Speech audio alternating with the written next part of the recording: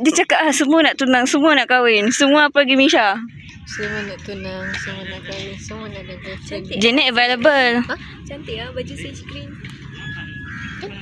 Okey, sesiapa yang berminat dengan dia bolehlah PM. Dia available ni. Sedang mencari.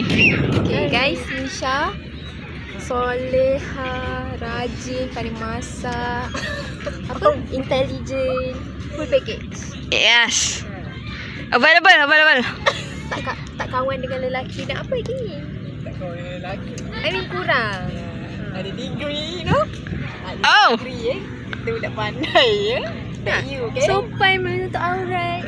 Kita ada Najah juga. Tak boleh. Kita ada Najah. Najah tak nak dah. Najah tutup, dia dah tutup. Dasha.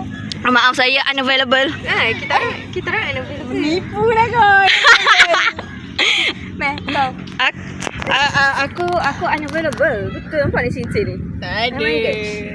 Promote sikit dia. Cepat sikit weh, kau pun dah pakai cincin lah. Ini cincin mak aku. Ini cincin pasar je weh, RM10. Terdesak macam ni single ni. Terdesak dia. Dia terdesak, saya alhamdulillah. Dia pun terdesak. Saya tak terdesak. Saya masih boleh show-show. Janganlah pakai tu. Apa? Cincin. Tak apalah. Ini cincin mak bagi. Tak apa.